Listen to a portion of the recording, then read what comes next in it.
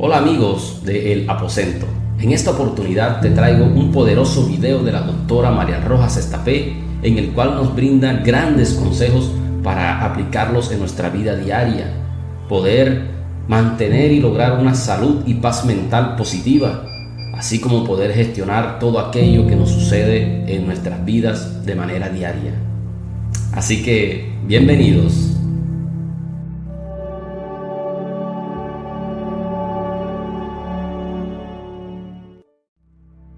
Muchísimas gracias a todo CNE, mi querida Paloma, muchas gracias por este ratito juntas y poder hablar de estos temas que tanto nos interesan.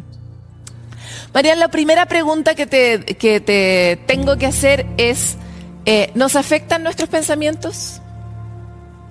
Efectivamente, nosotros somos mucho lo que pensamos. Cuando nosotros pensamos hay un impacto muy importante en nuestra salud. Yo suelo explicarlo de una forma básica, pero para que todos lo entendamos. Cuando nosotros estamos en una situación de miedo, cuando tenemos una situación de supervivencia, nuestro cuerpo se pone en modo alerta, pues en ese momento salimos corriendo y todo nuestro cuerpo se prepara pues para huir o luchar. Si vas caminando por la calle y de repente aparece un atracador o un ladrón, pues se activa la hormona de alerta, que es la hormona del cortisol, y tú en ese momento mueves todo tu cuerpo para poder luchar o huir. Lo que se descubrió hace unos años es que mi cuerpo no distingue una amenaza real de una imaginaria. Es decir, cuando yo empiezo a imaginarme, y si voy por esta calle y me atracan, y si no llego a fin de mes, y si mi jefe me echa, y si mi pareja me está siendo infiel, y si mi hijo está en las drogas, y si el conjunto de pensamientos que rondan constantemente mi mente tienen un impacto directo en mi salud, porque mi mente y mi cuerpo no distinguen una amenaza real de una imaginaria. Es decir, cuando yo me pongo a pensar en modo miedo, en modo soledad, en modo trágico, en modo drama, mi organismo detecta que algo malo está sucediendo y en ese momento activa el cortisol. El cortisol es una hormona cíclica, por las mañanas está alta y a lo largo del día baja hasta su punto más bajo por la noche. Cuando yo vivo intoxicado de pensamientos negativos, reales o imaginarios, me intoxico de cortisol. Y esa intoxicación de cortisol va a tener cambios a nivel físico, psicológico y de conducta. Desde que se nos cae el pelo, nos inflamamos, se modifica la microbiota, tengo taquicardia, tengo problemas en el sistema inmune, se me duermen las manos, a temas psicológicos, irritabilidad, fallos de memoria, fallos de atención, tristezas profundas, tristezas reactivas y en conducta no quiero ver a nadie, no quiero salir de casa, me aíslo. Tenemos que entender que cuando vivimos constantemente inundados de pensamientos negativos, eso tiene un impacto directo en mi salud. Y también pasa lo mismo al contrario, Paloma. Cuando nosotros tenemos nuestra mente con pensamientos de gratitud, de compasión, de amor, de cariño, recuerdos buenos del pasado, pues hay un impacto positivo en mi cuerpo. Marian, me gustaría detenerme un poco frente a lo que dices. También una cosa que has descrito muy claramente es cuando uno de alguna forma está proyectando con la mente un futuro desastroso, ¿no? Y ahí habemos muchos que tenemos ese problema y que tratamos de controlarlo porque es muy complicado, ¿no? Pero por otro lado, hay una semilla, hay muchos que plantean que de alguna forma la manera en que uno se habla, la manera en que cómo se trata, ¿no? Qué tan compasivos somos con nuestros errores, cómo nos castigamos mentalmente cuando cometemos errores, también influye finalmente en este ecosistema de virtuoso o este ecosistema vicioso. Y ahí el rol, por ejemplo, de cómo los padres o las madres le hablamos a nuestros niños y niñas podría tener un impacto. ¿Nos puedes hablar un poco de eso, de cómo el lenguaje con nosotros mismos nos influye también?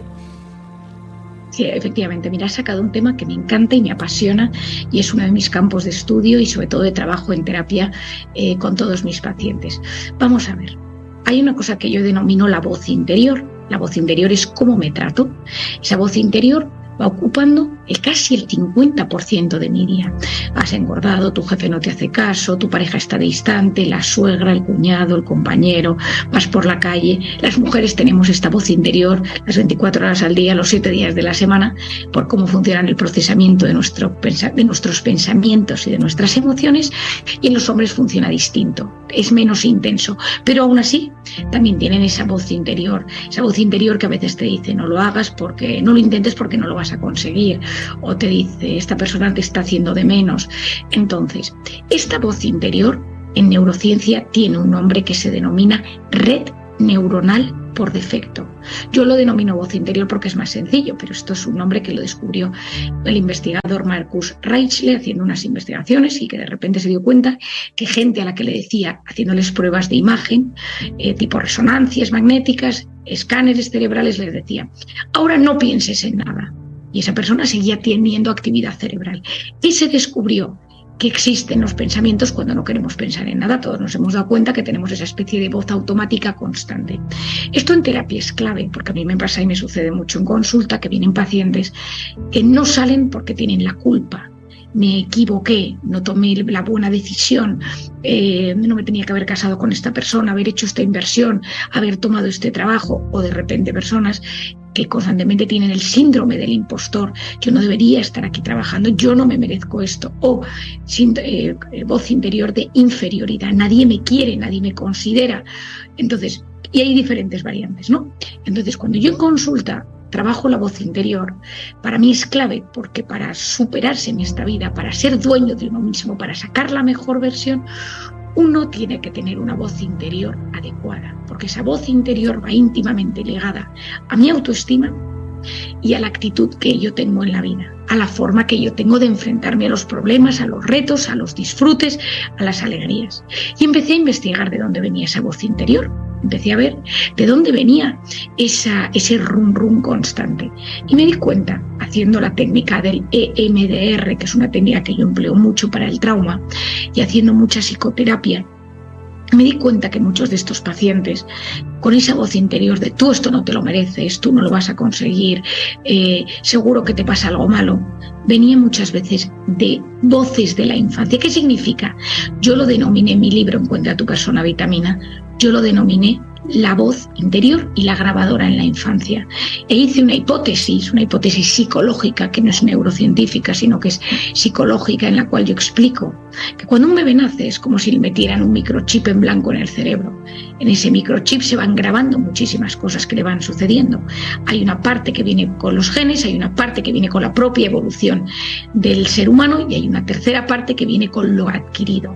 En esa parte adquirida hay un factor súper importante. Si hay padres que me están escuchando o educadores, me interesa muchísimo que lo entiendan. ¿Cómo hablan mis padres entre ellos o mis figuras de cuidadores entre ellos? ¿Cómo hablan de mí y cómo me hablan a mí? Es decir, una madre que a su hijo le dice, tu hermano es más listo que tú, ya te podrías portar como tu primo, un profesor, un abuelo que constantemente hace comparaciones, que hace de menos, eres un pesado, eres un intenso, no hay quien te aguante, no vas a llegar a nada en esta vida. Hay un momento dado que esa grabadora empieza a bajar la intensidad y le damos al play. Todo esto, lógicamente, es una metáfora. Y esa voz interior vuelve. Si tú, Paloma, cualquiera de nuestras personas, de nuestros chilenos que nos están saludando, se pone a pensar y dice, a ver, ¿yo cómo me hablo cuando no me hablo bien? Y te sale una voz, te sale una frase. Analiza quién te habló así en algún momento de la vida o quién hablaba de ti así. A veces suele ser en la infancia, pero a veces sucede que sea una pareja que no nos trató bien, que nos hizo de menos, que no nos consideraba, donde nos sentíamos inferiores, y en ese momento esa persona tiene un impacto directo.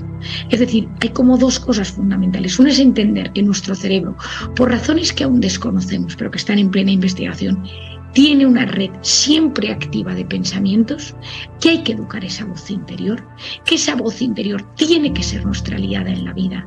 Si yo tengo una voz interior que me trata mal, Paloma, esto es súper importante y ojalá que los que me están viendo sean capaces de entenderlo bien, se ha demostrado científicamente que cuando yo me hablo mal, yo reconozco, yo asumo que las personas me están tratando peor. Es decir, muchas de las personas que se tratan mal automáticamente detectan que el entorno es hostil. El jefe, el compañero, el cuñado, el amigo, el que sea, me está mirando mal. Marian, me encantaría entrar un poco más en ese tema y particularmente en cómo podemos dar vuelta esa tortilla, porque lo que planteas nos es muy familiar, ¿no? O sea, uno mismo se ha hablado mal, de alguna forma puede reconocer esa pista o la puede buscar. Y también trata de cambiar ese patrón con los hijos muy erráticamente, la mayoría de las veces, pero tratando, ¿no?, de hacer algo diferente en esa manera de hablar. Pero sin embargo, para muchos nos parece una tarea titánica romper ese circuito. El circuito tóxico de imaginar que el futuro puede ser un desastre y el circuito tóxico de castigarnos permanentemente con nuestra propia autopercepción. Por lo tanto, ¿cómo lo rompemos? ¿Y qué tipo abdominales mentales podemos hacer cotidianamente para poder ser virtuosos con nosotros mismos? Bueno, es una pregunta muy importante, Paloma, yo creo que es clave. Lo primero es entender por qué soy así. Es decir, esto viene por mi infancia, por cómo eran mis padres. Uno puede decir, es que mi padre era igual. O sea, hay una parte de nuestro carácter, de nuestra personalidad, de nuestro desarrollo cognitivo que viene por la herencia. Hay otra que viene por mi infancia. Si yo he tenido una infancia súper exigente, padres controladores, o yo he desarrollado una personalidad exigente, perfeccionista, que me gusta tener todo bajo control, la probabilidad de que yo me hable mal sobre el futuro es enorme, porque por mi forma de ser, por mi forma de procesar los pensamientos y mi personalidad, yo necesito ponerme en lo peor para poder buscar soluciones. ¿Por qué puedo convertirme en alguien controlador? Por un lado, porque mi familia me enseñó a ser controlador, o por otro lado, porque debido a que yo no controlé mi vida, me hicieron daño. Ejemplo, un paciente que he visto hoy es una mujer extremadamente exigente y controladora porque durante su infancia sus padres la descuidaron muchísimo y sufrió un abuso sexual.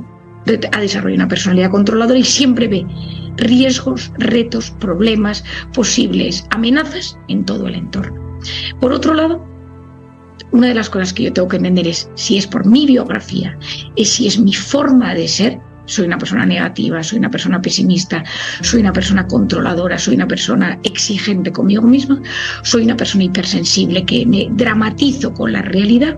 Y lo siguiente, cuando yo me entiendo, es comprender si hay algo que yo puedo empezar a cambiar. Es decir, ¿es objetivo lo que yo pienso de mí o es a dramatizar? ¿Hay algo de lo que yo pienso negativo que tiene una causa? ¿O es que de golpe me he convertido en alguien así? La mayor parte de las veces tiene una explicación y hay que desactivar ese origen.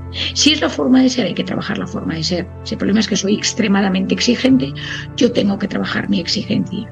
Si mi problema es que soy muy controlador, es que yo tengo que empezar a trabajar eso. Si mi problema es que yo he tenido una infancia dolorosa, una juventud complicada, una pareja que me ha tratado mal y se ha desarrollado a lo largo de los años, tengo que sanar eso.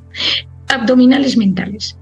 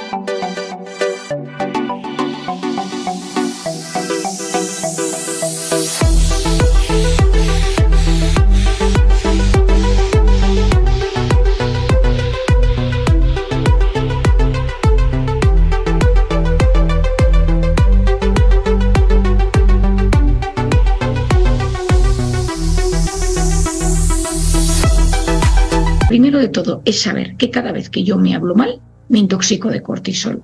Cuando yo me intoxico de cortisol, modifico mi microbiota, pierdo años de vida, disminuyo el flujo de sangre en zonas cerebrales encargadas de la memoria, de la atención, de la concentración. Es decir, hablarme mal tiene un impacto directo en mi salud. ¿Cómo se trata? Y por lo tanto, espérate, en ese ejemplo, me acabo de decir qué tonta lo que acabo de hacer. ¿Qué tengo que hacer si yo me descubro? Porque a veces no lo puedo frenar antes, pero tal vez me puedo dar cuenta cuando lo acabo de hacer. Acabo de hablarme mal, me acabo de llamar a mí misma muy tonta por algo que tal vez no es tan importante o tal vez fue una tontera gigante, pero no importa. Me acabo de tratar como tonta. ¿Qué tengo que hacer después de eso? En ese momento lo primero que tienes que pensar es si decir que tonta soy tiene un impacto directo en ti, es decir, te está afectando, o es un comentario que hace superficial, es decir, uno se puede tropezar por la calle y decir la verdad es que soy de un torpe, o de repente uno enfadarse con uno mismo y decir es que lo tuyo es terrible, es que no puedes ni salir a la calle. A veces nos decimos cosas que nos llegan al alma, nos llegan a lo más profundo de nuestra médula, y a veces nos los decimos como una reacción casi de supervivencia, casi un automatismo, ¿no? Pues a uno se le cae un vaso y se le rompen los cristales y uno puede decir, qué desastre soy, otro puede decir qué desastre soy, pero llevárselo a lo más profundo de su espíritu y de su alma. Ese es el primer momento que yo me tengo que hacer una pregunta y preguntarme, ¿me lo digo porque realmente yo creo que soy tonta? ¿Esto me está afectando de verdad?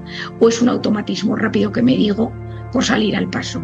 A veces nos decimos cosas, pero que en verdad, si nos sentamos decimos, yo soy tonta de verdad. Esto me ha pasado hoy con una paciente, me hace gracia, ¿no? Que me ha dicho, María, soy un desastre, porque he hecho mal las maletas, me he equivocado y me he traído la maleta de mi marido en vez de la mía, todo una cosa, no tengo ropa, es que no hay quien me aguante. Le digo, vamos a ver, te has equivocado en una maleta y no hay quien te aguante. ¿Me puedes explicar en qué momento una igual a la otra? Primero, decir que no te aguantas, ¿te hace daño o no? Y me dice mucho. Pero pues no te puedes hablar así. Tenemos que buscar cuáles son esas frases que nos decimos, que nos machacan. Hoy una paciente me decía que ella se dice muchas veces a sí misma, ¿no? Es que eres poco cariñosa y por eso la gente no te quiere. Entonces hoy le he dicho, es cierto que eres poco cariñosa, porque en tu casa no te han enseñado a ser cariñosa, porque tu padre y tu madre son muy fríos. Es verdad que eso te afecta, porque te gustaría ser más cariñosa y que la gente fuera más cariñosa contigo. Vamos a empezar. Cada vez que tú te dices que eres poco cariñoso, vas a contestar, pero estoy aprendiendo, pero estoy en el camino. Y en ese momento vas a decir, ¿cómo puedo en los próximos minutos hacer un abdominal de cariño con alguien de mi entorno? Pues estaba en la oficina, habíamos organizado, al primero que pase le digo, que tengas una buena tarde. Ya está. Microejercicios, porque para llegar a donde quieres llegar tienes que empezar con ejercicios muy pequeños. Si tú quieres perder peso porque tienes una obesidad, no puedes empezar de golpe, tienes que empezar quitándote alimentos poco a poco, empezando a hacer ejercicio poco a poco y descubrir de dónde viene, tener las frases que sabemos que más daño nos hacen y tener una respuesta. Reemplazar lo tóxico por lo nutritivo, ¿no? Lo hacemos con bastante más conciencia cuando comemos, pero no con los pensamientos. Y este efecto de alimentarnos con algo positivo, que es, bueno, estoy aprendiendo y voy a ejercitar en este caso. Yo no me quedo por lo cariñosa, me voy por lo intensa. Entonces me regulo en ese otro sentido. Pero cuando uno ya logra encontrar su abdominal, ¿eso también te hace secretar una sustancia que te beneficia? Como en el caso de la hormona del cortisol. Efectivamente, o sea, nosotros sabemos que cuando tú tienes mensajes compasivos contigo mismo, cuando tú te tratas bien, tu cerebro segrega endorfinas, oxitocina y sobre todo baja esos niveles de cortisol. Otros abdominales que uno puede hacer. Tú te subes a un avión y de repente va a haber un accidente. No me da miedo el avión y si las turbulencias y si pasa algo, ¿no? Y entonces empiezas con pensamientos negativos.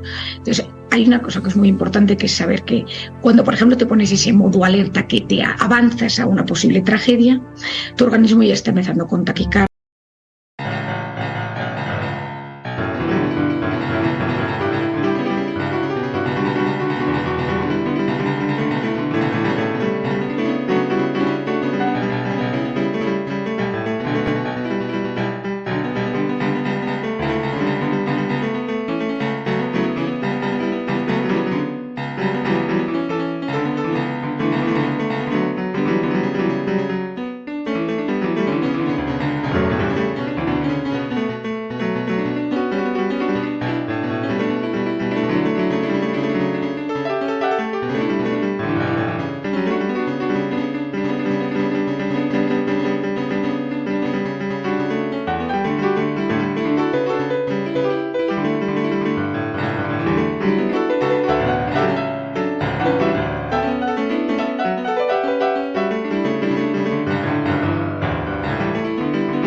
Taquipnea, Entonces, regular la respiración en ese momento y tener unos minutos de respiración e inspiración profunda diciendo, hay un piloto, sabe conducir, estoy seguro de que puede manejar bien el avión, estoy al lado de una persona y voy con más gente, tiene mecanismos de emergencia. Es decir, el irte repitiendo mensajes que te relajan con inspiración y respiración profunda calman el sistema nervioso simpático, el de alerta.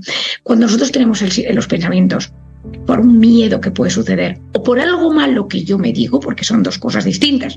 Una es, va a pasar algo malo, no me van a aceptar en el trabajo, mi pareja me puede estar siendo infiel, o yo no valgo, no eres suficiente, eres impostora en tu trabajo, etcétera. Eso tiene un impacto en mis células. Cuando yo me empiezo a hablar bien, hay circuitos cerebrales que se modifican. Yo soy capaz de ver cómo hay más amor en el entorno y yo en ese momento me doy cuenta que el mundo es un lugar menos tenso para vivir. Yo salgo de ese modo alerta. El problema es que el ser humano no está diseñado para vivir en modo alerta. El ser humano está diseñado para vivir a veces en modo alerta, en modo miedo, y a veces salir del modo alerta y entrar en el parasimpático, donde yo me relajo, donde yo me recupero, donde yo soy capaz de hacer las cosas poco a poco mejor. Y en ese momento mi sistema inmune se recarga. En ese momento mi organismo es capaz de sacarlo mejor. Yo entro en el sistema nervioso parasimpático cuando duermo profundamente y plácidamente, cuando medito, cuando respiro, cuando pues hago oración. Es decir, en esos momentos entro en el parasimpático. Lo más importante es diagnosticar por qué me trato, cómo me trato, de dónde viene, cuáles son esas palabras, esos conceptos que dices, me voy a quedar solo, no te mereces tener a una pareja por tu forma de ser, ¿no? Esta otra frase que me decía antes de ayer un paciente mío que es un tío muy complicado, una persona muy complicada, y me decía, es que, Marian, yo no me merezco tener pareja y yo me merezco estar solo toda la vida. Eso es destructivo para el organismo, porque tú te vas visualizando. Y hay un último tema, Paloma, importante, que es que cuando yo visualizo las cosas, hay una zona de aquí del tallo encefálico que se denomina el sistema reticular activador ascendente, que es un filtrador de todo lo que sucede, de todos los estímulos. Está muy encargado de los núcleos de la atención. Entonces yo me enfrento a una realidad y yo digo, yo quiero encontrar trabajo en computadoras porque se me da bien la informática y voy a buscarlo y creo que puedo. Mi cerebro es muy agradecido a que yo le meta ilusiones, a que yo diga que algo puede pasar. Le gusta que te ilusiones, que te esperances. Le encanta, y en ese momento hace todo lo posible por buscar oportunidades en tu entorno relacionadas con eso. Yo quiero encontrar un apartamento para alquilar, para rentar, y entonces ¿qué? Me gustaría que tuviera terraza y me gustaría que fuera en esta zona. Entonces él empieza a buscar. Si yo a mi cerebro no le doy ilusiones, mi cerebro se engancha a temas superficiales, emociones instantáneas, las pantallas, las redes sociales, TikTok, Instagram, pensamientos rumiativos, negativos, me meto en unos hoyos de pensamiento terribles. Entonces yo le tengo que dar ilusiones a mi cerebro. Qué lindo. Porque un cerebro con ilusiones es un alma, es un espíritu que le pueden pasar cosas buenas. Bueno, así también ha sido la evolución humana, ¿no? Una seguidilla de ilusiones que se han trenzado entre las personas. Te quiero agradecer mucho, Marian, por esta entrevista. Se nos queda muy corta, así que te vamos a invitar. Ojalá nos vuelvas a recibir por segunda vez en Sanamente. Eso espero, con mucho cariño. Has sido una persona vitamina para toda nuestra audiencia y para mí también. Muchas gracias por estar aquí. Muchas gracias y espero en el 2024, estoy empezando a organizar un viaje a Chile y así que espero poder conoceros a muchos de vosotros personalmente. Un grandísimo abrazo desde España.